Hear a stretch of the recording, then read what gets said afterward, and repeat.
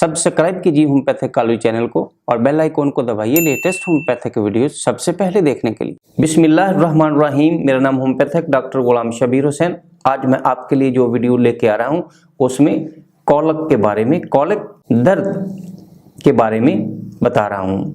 ये कॉलिक यानी दर्द कई किस्मों की होती है, उसके बारे में मैं आपको थोड़ी तफसीलन बताना चाह रहा हूँ। इससे पहले कि मैं आपको कॉलिक के बारे में बताऊं, आप अगर नए हैं तो मेरे इस चैनल को सब्सक्राइब ज़रूर कीजिए ताकि आपको बर वक्त मेरी वीडियोस पहुंचती रहे और आप इससे फ़ायदा उठाते रहें। चलिए मैं आपको बताता हूं। वर्म कॉलिक यानी कीड़ों की वजह से दर्द। कुछ लोगों को अंतड़ियों में वर्म्स पैदा होते रहते हैं, कीड़े बनते रहते हैं और वो निकलते रहते हैं, जिसकी वजह से आंतों में यानी इंटेस्टाइन में वर्म पैदा हो जाता है, सोजिश पैदा हो जाती है, उसकी वजह से दर्द आता है।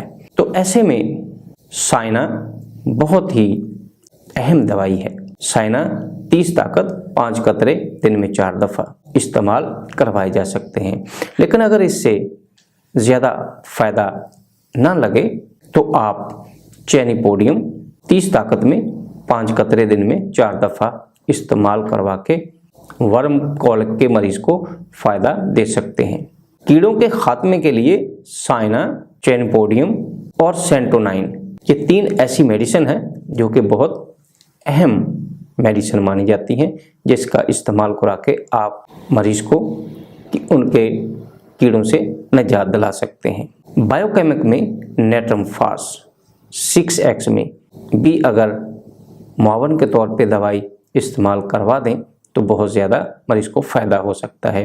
नेट्रम फास 6X का तरीका इस्तेमाल 4 टैबलेट दिन में 4 दफ़ा, और अगर बच्चे हैं तो 2 टैबलेट दिन में 4 दफ़ा इस्तेमाल करवाई जा सकती है।